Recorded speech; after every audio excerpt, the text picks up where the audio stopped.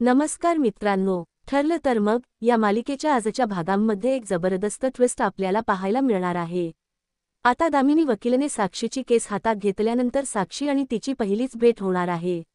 आणि त्याच वेळेला साक्षीकडून जेव्हा दामिनी वकिलाला सगळं काही समजणार, म्हणजेच आत्तापर्यंत साक्षीने जेलमध्ये सांगितलेली खोटी कहाणी, तीच खोटी कहाणी पुन्हा एकदा वाचली जाणार आहे। जेव्हा दामिनी वकील कोर्टात हे सर्व रिपीट करणार, त्याच वेळेला अर्जुनकडे असलेले सबळ पुरावे हे सगळे मुद्दे खोडून काढतील। साक्षी कशाप्रकारे कोर्टात असूनसुद्धा मोबाईल वापरत होती, तसेच कॉन्स्टेबलसोबत झालेलं भांडण आणि जेलमधील तिचे वर्तन, हे सगळं अर्जुन कोर्टात सादर करणार। त्यावेळी कशाप्रकारे साक्षीचा जामीन रद्द होईल आणि दामिनी वकील आपल्या आयुष्यातल्या पहिल्याच केसमध्ये अपयशी ठरणार, हे आपण पाहणार आहोत। अर्जुन पुन्हा एकदा बाजी मारणार आहे। साक्षीने कोर्टात मधुभाऊंवर लावलेले सर्व आरोप अर्जुन फेटाळून लावणार आहे आणि तिला पुन्हा एकदा जेलमध्ये पाठवणार आहे। हे सगळं आपण या ट्विस्टमध्ये पाहणार आहोत, त्यामुळे व्हिडिओ शेवटपर्यंत नक्की पहा।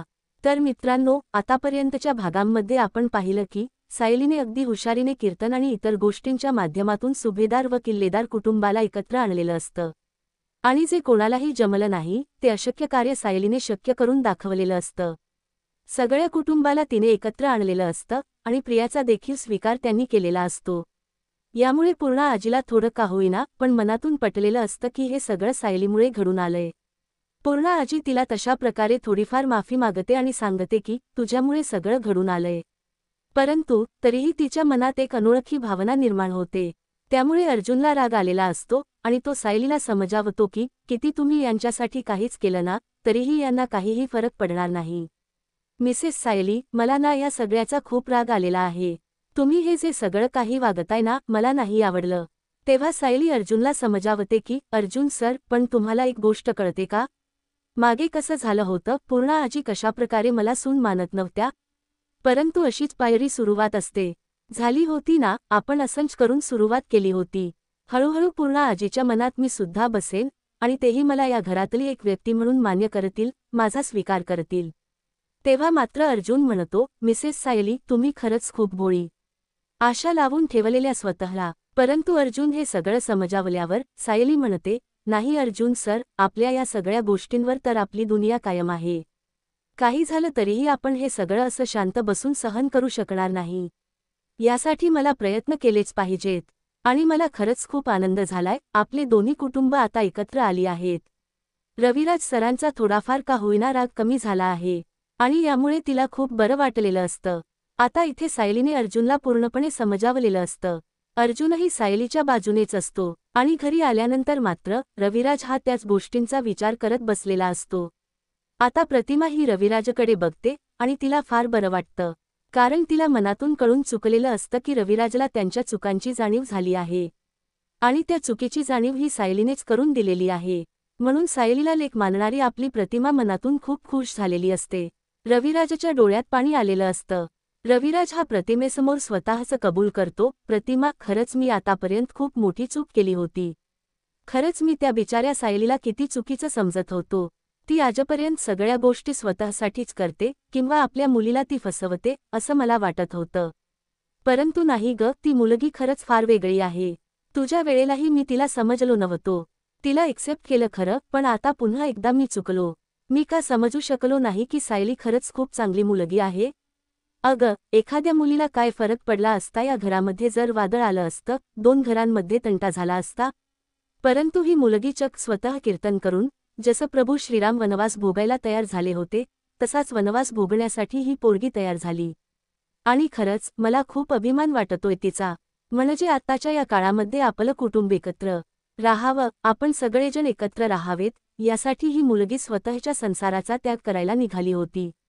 खरंच मला खूप वेगळं वाटतं या मुलीचं हे सगळं ऐकून। म्हणजे मला असं वाटतंय की खरंच सायलीबद्दल मी खूप चुकलो होतो। प्रतिमाला आनंद होतो। प्रतिमा म्हणते, हो ना, मी तुम्हाला सांगितलं होतं रविराज, खरंच सायली खूप चांगली मुलगी आहे आणि म्हणूनच तर त्यांच्या लग्नाच्या वेळेला मी अर्जुन आणि सायलीच्या अगदी खंबीरपणे पाठीशी राहिले होते, कारण मला कुठेतरी वाटतंच होतं की सायलीच आहे जी आपल्या अर्जुनची उत्तम अर्धांगिनी बनू शकेल। आपल्या अर्जुनसाठी ती आयुष्यभर झटत राहील आणि त्यांच्यासाठीच काय, पूर्ण कुटुंब एकत्र आणण्यासाठीही। आज तुम्ही पाहिलंत ना, काय कमाल केली तिने। तुमच्या मनामध्ये किती राग होता, परंतु तरीही सायलीने सगळ्यांच्या मनामध्ये प्रेम भरून आणलं. मला वाईट फक्त एकाच गोष्टीचं वाटतंय की या सगळ्यामुळे तुम्ही तरी तिला माफ केलंत, परंतु आता तिला माफ केलं पाहिजे, ते म्हणजे कल्पनाने आणि पूर्णाईने. तेवढ्यातच सुमन तिथे येते आणि सुमन म्हणते, खरंच, इतकं सगळं घडलं, मला खूप आनंद झाला. आणि म्हणजे सायली खरंच खूप चांगली मुलगी आहे ना. हे सगळं तर खरं तर तन्वीने करायला हवं होतं, पण ते सायलीने करून दाखवलं. त्याच वेळेला नागराजला राग येतो. नागराज मनातच म्हणतो, झालं, आमचं हे हाफ मॅड बोलून मोकळं झालं. आता सगळेजण या सायलीचा उदो करत राहणार. कोणाला काय माहिती, खरं म्हणजे सायलीच तीच खरी तन्वी आहे. ही प्रिया मात्र अशी मूर्खपणे उभी राहते. तिला आज मी बोललो म्हणून बरं, नाहीतर ती अशीच लांब लांब उभी राहिली असती आणि सगळं फुटेज त्या सायलीनेच खाल्लं असतं. त्याच वेळेला मग आता नागराज म्हणतो, हो रे दादा, खरंच सायली खूप गुणी मुलगी आहे ना. आणि जशी आपली तन्वी, तशीच सायली ना, असं मुद्दामच तो तन्वीलाही मध्ये घेतो.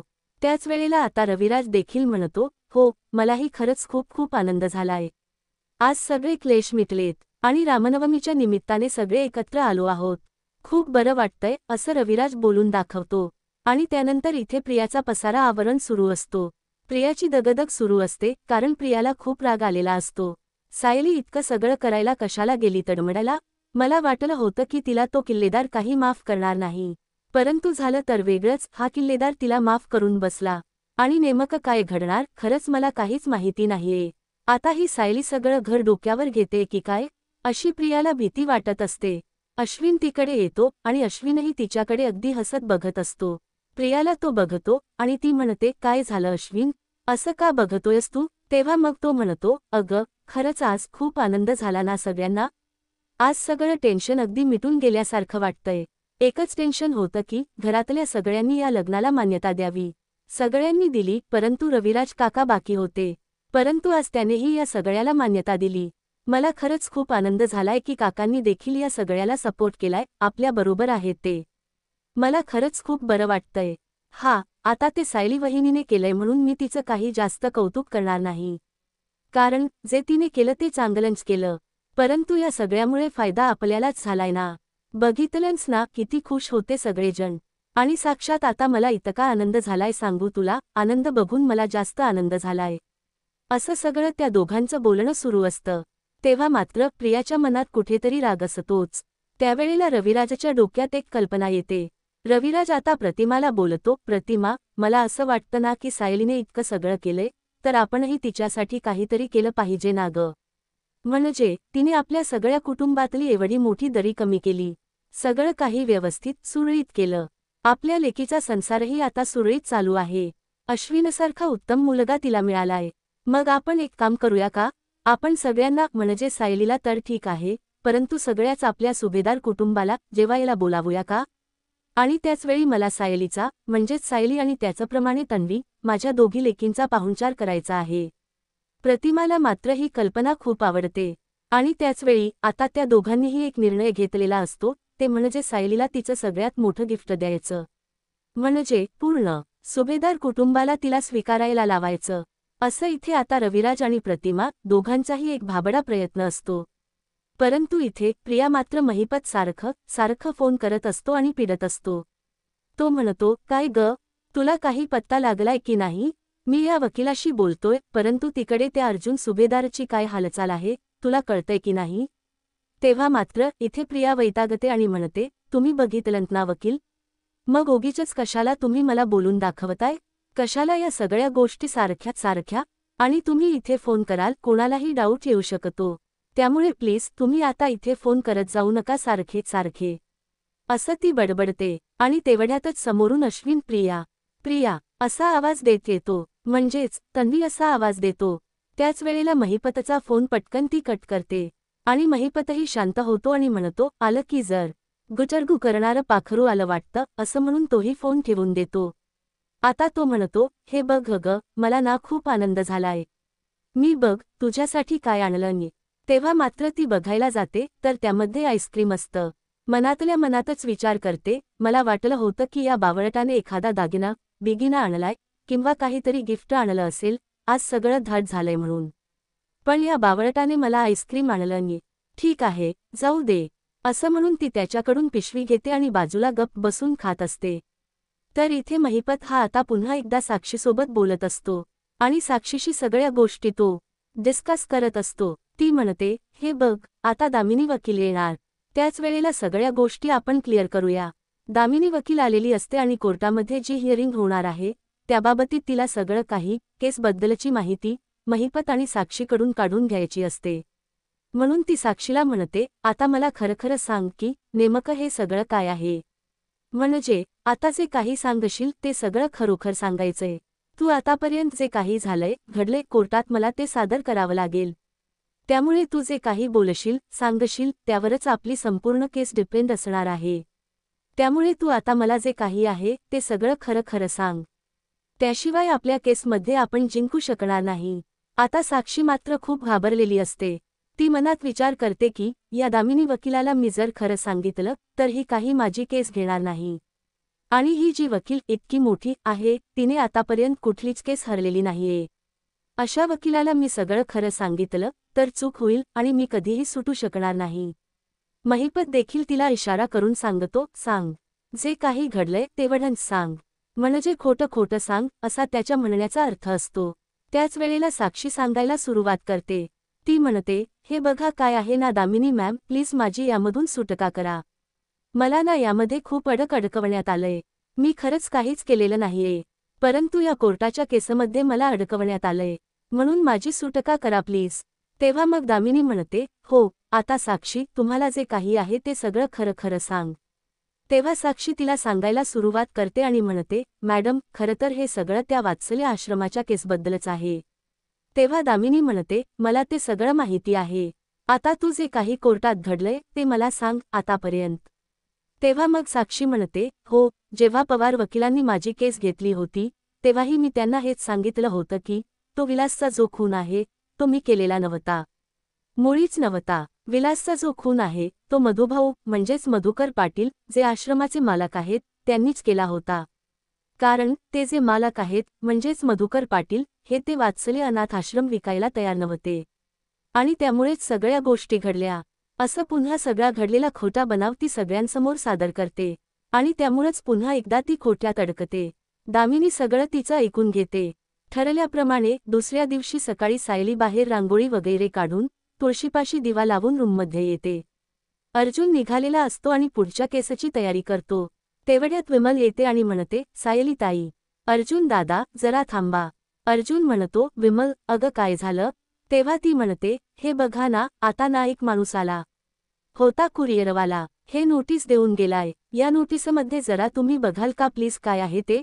तेव्हा तो म्हणतो, बरं ठीक आहे, मी बघतो. विमल म्हणते, सायली ताई, नाश्त्याची तुम्ही सांगितलेली तशी तयारी करून ठेवली आहे बरं का मी.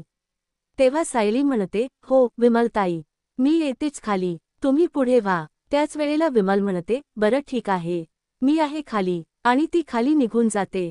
अर्जुन ते पेपर्स वाचतो. त्याच्या चेहऱ्यावर जरासं टेन्शन असतं. तेव्हा सायली विचारते, अर्जुन सर, काय झालंय. म्हणजे तुम्ही असं टेन्शनमध्ये काल होतात आणि अचानक एकदम आता तर तुमचा मूड अगदी आनंदात होता. कसली नोटीस आहे नेमकी, कोर्टाची वगैरे. तेव्हा मग अर्जुन म्हणतो, हो, त्या दामिनीकडून ही नोटीस आलेली आहे. तेव्हा अर्जुन थोडासा घाबरतो. त्याच्या चेहऱ्यावर जरा टेन्शन आलेलं असतं. तेव्हा सायली म्हणते, अर्जुन सर, मला जरा सांगा नेमकं कशाबद्दल आहे, काय आहे. तेव्हा मग अर्जुन सांगतो की अगं मिसेस सायली, ॲक्च्युली तिने कोर्टामध्ये हिअरिंगसाठी सुनावणीसाठी बोलावलेलं आहे. म्हणजे 1-2 दिवसातच सुनावणी होईल. त्यासाठीच तिने हे मला असे पेपर्स पाठवलेले आहेत जेणेकरून 2 दिवसामध्ये कोर्टामध्ये ही केस उभी राहिली पाहिजे. आणि पुन्हा एकदा तिचा म्हणजेच साक्षी सिक्रेसाचा जामीन होण्यासाठी तिचे हे सगळे प्रयत्न आहेत. त्याचवेळी मग हे ऐकल्यावर सायली म्हणते, अच्छा, म्हणजे तिचं हे सगळं म्हणणं आहे तर म्हणजे तिला जामीन मिळवून द्यायचा आहे. तेव्हा आता अर्जुन म्हणतो, हो, हे सगळं आहे, परंतु तिने नेमकं असं काय केलं असेल, असे कुठले मुद्दे उपस्थित केले असतील जेणेकरून हा जामीन मिळेल. अर्जुनच्या डोक्यात टेन्शन असतं. सायली म्हणते, अर्जुन सर, काही झालं तरीही आपली बाजू ही सत्याची आहे आणि काही झालं तरीही सत्य हे कोर्टापासून लपणार नाहीये. आपली जी काही बाजू आहे, आपण पहिल्यापासून ज्यासाठी लढतोय तीच बाजू आपण मांडायची. अर्जुन म्हणतो, परंतु मला एक भीती वाटते. ही जी दामिनी वकील आहे ती आतापर्यंत कुठलीही केस हरलेली नाहीये. तिचा रेकॉर्ड फार मोठा आहे आणि म्हणून ती असं काही. तेव्हा अर्जुन सर डगमगलेला असतो, परंतु आपली सायली त्याला साथ देते. सायली म्हणते, अर्जुन सर, हे बघा, काही झालं ना तरी तुम्ही अजिबात घाबरू नका. मला माझ्या नवऱ्यावर आणि अर्जुन सुभेदार या वकिलावर पूर्ण विश्वास आहे. काही झालं तरी अर्जुन सर हे खऱ्याची बाजू मांडणार आणि काही झालं तरी आपण सत्य कोर्टासमोर मोरहजर करायचंच आहे. मग अर्जुन ठरवतो की अशी काहीतरी बाजू बघितली पाहिजे जेणेकरून मला सध्या तरी त्या साक्षी शिखरेचा जामीन रद्द करता आला पाहिजे. ती जामीन करून मिळवण्यासाठी पूर्ण प्रयत्न करेल दामिनी वकिलाच्या थरू, परंतु आपण तो मिळवून द्यायचा नाही. त्याच वेळेला अर्जुन ठरवतो की काही करून मला नेमकं तिथे जेलमध्ये काय वातावरण आहे याची सगळी खबरबात घ्यायला हवी. आणि त्या सगळ्यामध्ये अर्जुन जेव्हा खबर काढतो तेव्हा त्याचे 1-2 चांगले म्हणजेच इन्स्पेक्टर पोलीस ओळखीचे असतात. त्यांच्याकडून त्याला माहिती मिळते की जी साक्षी शिखरे आहे ती तिथे पोलिसांच्या म्हणजेच जेलमध्येच मोबाईल वापरत होती. तेव्हा अर्जुनला हे समजतं. अर्जुनला धक्काच बसतो. तो म्हणतो, व्हॉट, मला माहीतच होतं की महिपत शिखरे हा आपल्या मुलीला पूर्ण सपोर्ट करणार. तो कधीच आपल्या मुलीला मागे टाकू देणार नाही. आणि मग त्याचवेळी सायली म्हणते, अर्जुन सर, हा तर खूप मोठा मुद्दा आहे. आपण कोर्टमध्ये हे दाखवू शकतो की ही जेलमध्ये असं सगळं करत होती, मोबाईल वापरत होती. मग ते सगळं करून आपण तिचा जामीन रद्द करू शकतो. त्याशिवाय कॉन्स्टेबलबरोबर झालेलं भांडण हाही एक मुद्दा आहेच, असं तिथे समजलेलं असतं. आणि शेवटी कोर्टाचा दिवस अखेर उजाडलेला असतो. अर्जुनसमोर काही ना काहीतरी मोठं उघडकीस येण्याची शक्यता असते की ही कोर्टामध्ये असं सगळं करत होती, मोबाईल वापरत होती. मग ते सगळं करून आपण तिचा जामीन रद्द करू शकतो. त्याशिवाय कॉन्स्टेबलबरोबर झालेलं भांडण हाही एक मुद्दा आहेच, असं आता तिथे समजलेलं असतं. आणि कोर्टाचा दिवस अखेर उजाडलेला असतो. अर्जुनसमोर देवकृपेने काही ना काहीतरी चांगले क्लू आलेले असतात, म्हणून तो जरा कॉन्फिडेंटली कोर्टामध्ये लढायला सुरुवात करतो. त्याच वेळेला तिथे दामिनी देखील असते आणि अर्जुन सुनावणीसाठी सुरुवात करतो. आता जज साहेब म्हणतात, चला अर्जुन सुभेदार, तुम्हाला काही बोलायचं असेल तर तुम्ही बोलायला सुरुवात करू शकता. अर्जुन बोलायला सुरुवात करतो, यस माय लॉर्ड. काय आहे ना की आता मला साक्षी शिखरे यांनी जे काही केले त्याबद्दल त्यांना कोर्टामध्येच समोर बोलवायचं आहे. परंतु या दामिनी वकिलांनी त्यांच्या बेलसाठी अपील केलेली आहे, पण ती बेल किती चुकीची आहे हे मला कोर्टाला दाखवून द्यायचं आहे. म्हणूनच मी साक्षी शिखरे यांना बोलवलं आहे. आता साक्षी येते. मनातून खूपच हादरलेली असते. काय करावं काय नाही अशी तिची अवस्था असते, कारण तिला दामिनी वकिलांवर विश्वास असतो. पण अर्जुन काही कमी शहाणा नाही हे देखील तिला मनातून माहीत असतं. तिथे प्रिया देखील असते. प्रिया म्हणते, आता तरी ही साक्षी सुटते की नाही देवाच ठाऊक. अर्जुन आता अजून काय काय करतोय काय माहिती. आणि जोपर्यंत ही अशीच आतमध्ये अडकलेली राहणार तोपर्यंत मला हा महिपत असाच वैतागत राहणार आणि सारखा फोन करत राहणार. एकदाची काही या बाईची सुटका होऊ दे, म्हणजे निदान बेल तरी मिळू दे. माझ्या डोक्यावरचं संकट तरी जाऊ दे. इथे चांगली ऐश्वर्यामध्ये राहते पण या माणसाची डोक्यावर टांगती तलवार आहे असं म्हणून ती वैतागत असते. नंतर आता अर्जुन कोर्टामध्ये आलेला असतो आणि त्याच वेळेला इथे प्रिया देखील खूप घाबरलेली असते. आता नेमकं पुढे काय घडतं. अर्जुन बोलायला सुरुवात करतो आणि म्हणतो, बरं साक्षी शिखरे, तुम्ही आता जेलमध्ये आहात बरोबर. तेव्हा मग ती म्हणते, हो. मग तो विचारतो, तुम्ही कम्युनिकेशन कसं करत आहात, म्हणजे बाहेर. तेव्हा ती म्हणते, कम्युनिकेशन मी कसं करू शकते. त्याचवेळी सायली देखील बघतच असते. मग अर्जुन तिला विचारतो, कम्युनिकेशन म्हणजे तुम्ही काहीतरी तुमच्या वडिलांमार्फत बोलतच असाल ना, वडिलांशी वगैरे. तेव्हा ती म्हणते, नाही, जेव्हा वडील भेटायला येतात तेव्हाच मी डॅडशी बोलते. असं सगळं ती बोलून दाखवते. तेव्हा मग अर्जुन म्हणतो, येस एक्झॅक्टली माय पॉइंट. जेव्हा तुमचे डॅड भेटायला येतात तेव्हाच तुम्ही बोलता. मग मला सांगा की तुमचं भेट ठरतं कसं. तेवढ्यातच ती पटकन बाजूला बोलून जाते फोनवर. आणि मग अर्जुन म्हणतो, एक्झॅक्टली, मला हेच बोलायचं होतं की जेलमध्ये असलेल्या व्यक्तीकडे मोबाईल आला तरी कसा. आता हे ऐकल्यावर प्रिया घाबरते. ती म्हणते, बापरे, या अर्जुनने पहिल्याच बॉलमध्ये सिक्सर मारलेला आहे. आता काय करायचं काहीच कळत नाहीये. तेव्हा माय लॉर्ड बोलतात, अरे बापरे, मोबाईल, हा सगळा काय विचित्र प्रकार आहे. अर्जुन, तुम्ही काय बोलताय. तेव्हा अर्जुन म्हणतो, यस सर, मी तुम्हाला हेच सांगू इच्छितो की कोर्टामध्ये कॉन्फिडेंटली लढायला सुरुवात करतो. त्याच वेळेला तिथे आता दामिनी देखील असते आणि अर्जुन सुनावणीसाठी सुरुवात करतो. आता जज साहेब म्हणतात, चला अर्जुन सुभेदार, तुम्हाला काही बोलायचं असेल तर तुम्ही बोलायला सुरुवात करू शकता. अर्जुन बोलायला सुरुवात करतो, यस माय लॉर्ड. काय आहे ना की मला साक्षी शिखरे यांनी जे काही केलंय त्याबद्दल त्यांना समोर कोर्टामध्येच बोलवायचं आहे. परंतु या दामिनी वकील आहेत, त्यांनी त्यांच्या बेलसाठी अपील केलेली आहे. पण ती बेल किती चुकीची आहे हे मला कोर्टाला दाखवून द्यायचं आहे. म्हणूनच मी साक्षी शिखरे यांना इथे बोलवलं आहे. आता साक्षी येते. ती मनातून खूपच हादरलेली असते. काय करावं काय नाही अशी तिची अवस्था असते. कारण दामिनी वकिलांवर विश्वास असतो. परंतु अर्जुन काही कमी शहाणा नाही हे देखील तिला माहीत असतं. तिथे प्रिया देखील असते. ती म्हणते, आता तरी ही साक्षी सुटते की नाही देवच जाणे. अर्जुन अजून काय काय करतोय काय माहिती. मग अर्जुन विचारतो, म्हणजे तुम्ही काहीतरी तुमच्या वडिलांमार्फत बोलतच असाल ना? वडिलांशी वगैरे? तेव्हा साक्षी म्हणते, नाही. जेव्हा वडील भेटायला येतात तेव्हाच मी डॅडशी बोलते. तेव्हा अर्जुन म्हणतो, यस एक्झॅक्टली माय पॉइंट. जेव्हा तुमचे डॅड भेटायला येतात तेव्हाच तुम्ही बोलता. मग मला सांगा तुमचं भेट ठरते कशी? तेवढ्यातच ती पटकन बाजूला बोलून जाते फोनवर. आणि मग अर्जुन म्हणतो, एक्झॅक्टली. मला हेच बोलायचं होतं की जेलमध्ये असलेल्या व्यक्तीकडे मोबाईल आला तरी कसा? हे ऐकल्यावर प्रिया घाबरते. ती म्हणते, बापरे, या अर्जुनने पहिल्याच बॉलमध्ये सिक्सर मारलेला आहे. आता काय करायचं काहीच कळत नाहीये. तेव्हा माय लॉर्ड म्हणतात, अरे बापरे, मोबाईल, हा सगळा काय विचित्र प्रकार आहे. अर्जुन, तुम्ही काय बोलताय? तेव्हा अर्जुन म्हणतो, यस सर. मी तुम्हाला हेच सांगू इच्छितोय की आता स्वतःच यांच्या तोंडातून कबूल झाले की या मोबाईल वापरत होत्या. तिथे जेलमध्ये असताना मोबाईल वापरण्याची कोणालाही परवानगी नाही. परंतु ह्या कशा काय मोबाईल वापरत होत्या? महिपत तोंडातल्या तोंडात बोलतो, अगं साक्षी पोरी, काय माती खाल्लीस तू? आता आपली वाट लागणार. तेव्हा साक्षी घाबरलेली असते आणि साक्षी म्हणते, नाही माय लॉर्ड कचुली. मग माय लॉर्ड म्हणायला लागतात, हे बघा, आता जे काही आहे त्यावर चौकशी बसावी असं मला वाटतं. यांच्याकडे आरोपीकडे मोबाईल आलाच कसा जेलमध्ये असताना? आता दामिनीला देखील ही गोष्ट माहीतच नसते. दामिनी चाट पडते. कारण शांत बसलेली दामिनी आता पुढे काहीच बोलू शकत नसते. अर्जुनने इतका मोठा मुद्दा मांडलेला असतो की तिला पुढे काहीच बोलता येत नाही. मोबाईल असा वापरणं आणि त्यामुळे जामीन रद्द होणार हे देखील तिला कळलेलं असतं.